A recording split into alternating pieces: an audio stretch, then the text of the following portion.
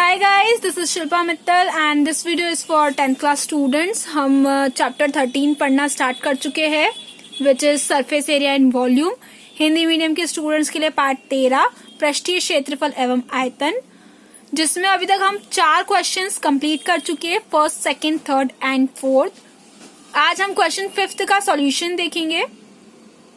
Question 5th पहले हम समझ लेते. A hemispherical depression is cut out from one face of a cubical wooden block such that the diameter L of the hemispherical is equal to the age of the cube. Determine the surface area of remaining solid.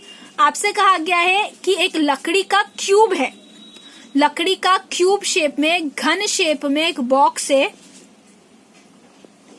उस box को काटा गया है hemispherical shape में, और उस hemispherical shape का जो डायामीटर है वो उस बॉक्स के एज के इक्वल है, साइड के इक्वल है.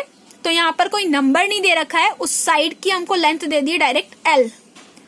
और आपसे कहा गया है कि आपको उस बचे हुए लकड़ी के बॉक्स का सरफेस एरिया निकालना है. तो मैं आपको बता दूं, इसमें हम फॉर्मूला सेम वही यूज करेंगे जो हमने 4th क्वेश्चन के लिए किया था.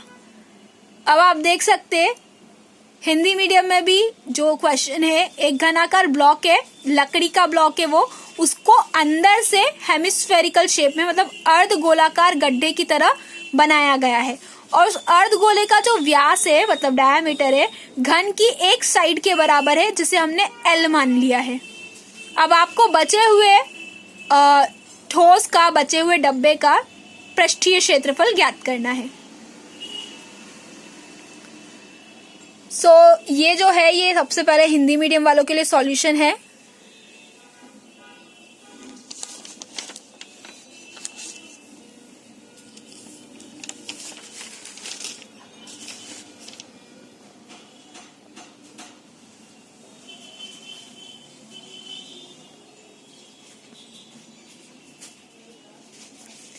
एंड ये सॉल्यूशन इंग्लिश मीडियम वालों के लिए है.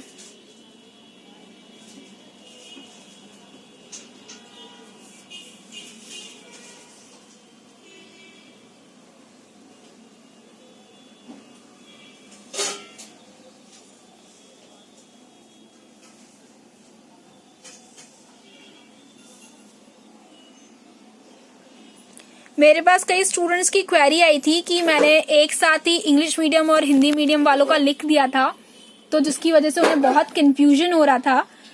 मैंने यहाँ पर इंग्लिश मीडियम वालों के लिए सॉल्यूशन अलग लिखा है एंड हिंदी मीडियम वालों के लिए सॉल्यूशन अलग लिखा है.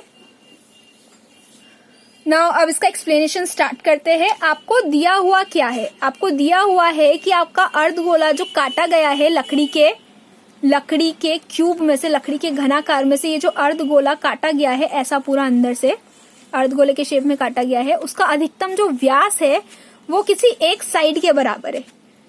इसका अधिकतम व्यास घनाकार ब्लॉक की एक भुजा के बराबर है, जिसे हमने L मान लिया, क्योंकि आपको कोई सेंटीमीटर नहीं दे रखा, लाइक 4 सेंटीमीटर, 5 सेंटीमीटर, 6 सेंटीमीटर, ऐसा कुछ दे नहीं रखा है. अननोन वैल्यू है, हमें पता ही नहीं वो वैल्यू क्या है, तो हमने उसे क्या मान लिया? L.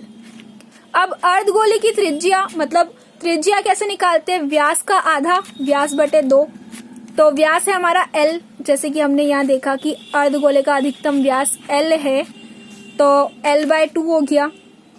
अब शेष बचे हुए ठोस पृष्ठीय क्षेत्रफल का जो पृष्ठीय क्षेत्रफल जो है वो निकलेगा कैसे? कल जो हमने 4th क्वेश्चन में देखा था फॉर्मूला, सेम हमें वही फॉर्मूला लगाना है. घन का पृष्ठीय क्षेत्रफल प्लस अर्धगोले का पृष्ठीय क्षेत्रफल माइनस अर्धगोले के आधार का क्षेत्रफल. आई रिपीट, घन का पृष्ठीय क्षेत्रफल, पहले हम घन का पृष्ठीय क्षेत्रफल निकालेंगे, उसमें अर्धगोले का पृष्ठीय क्षेत्रफल प्लस करेंगे, और उस पूरी वैल्यू में से अर्धगोले के आधार का क्षेत्रफल माइनस करेंगे. तो मैं आपको बता दूं, अर्धगोले का जो आधार है ये गोल शेप में है, मतलब गोले का जो क्षेत्रफल होता है वो होता है πr². तो इसकी प्लेस पे हम रखेंगे πr². आप देख सकते हैं घन के पृष्ठीय क्षेत्रफल मतलब 6a², फॉर्मूला है ये. अर्धगोले का क्षेत्रफल मतलब 2πr², ये अर्धगोले के क्षेत्रफल का फॉर्मूला है. और अर्धगोले के आधार का क्षेत्रफल, तो अर्धगोले का आधार क्या है? गोलाकार है, तो गोले का क्षेत्रफल होता है πr², तो वो हमने फॉर्मूला लिख दिया. अब आप देख सकते हैं 2 पाई आर स्क्वायर में से जब 1 पाई आर स्क्वायर माइनस होगा तो आपके पास केवल 1 पाई आर स्क्वायर बचेगा। जब 2 पाई आर स्क्वायर में से 1 पाई आर स्क्वायर माइनस होगा तो आपके पास क्या बचेगा, केवल 1 पाई आर स्क्वायर। सो आप देख सकते हैं कि नेक्स्ट स्टेप में हमने ए की जगह पे मतलब साइड की जगह पे हमने एल लिखा है, क्योंकि हमने कहा था कि घनाकार ब्लॉक की भुजा भी क्या है, एल ही है। तो यहाँ हमने ए की जगह एल लिख दिया, फॉर्मूले में साइड की जगह हमने एल लिख दिया। यहाँ 6a स्क्वायर था इसलिए 6l स्क्वायर हो गया। पाई एज इट इज। त्रिज्या हमने निकाली थी l/2 तो वो हो गई l/2 स्क्वायर। अब आप देख सकते हैं 6l square as it is plus pi as it is, l का स्क्वायर एंड 2 का स्क्वायर हो गया 4। दोनों में ही l स्क्वायर आ रहा है तो कॉमन बनाकर हमने उसको बाहर निकाल लिया। बाहर निकालने के बाद यहाँ बच रहा था 6 और यहाँ बच रहा था पाई अपॉन में 4, वो लिख दिया। आप चाहे तो अपना क्वेश्चन यहीं पर छोड़ सकते हैं, ये क्वेश्चन भी सही है।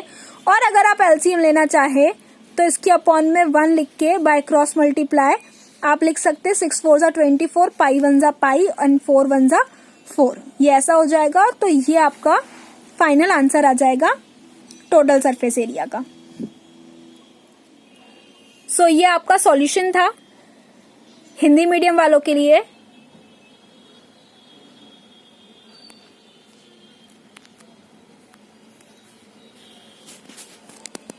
अगर इसमें आपको कोई भी क्वेरी है तो आप मुझसे कमेंट सेक्शन में कमेंट करके पूछ सकते हैं।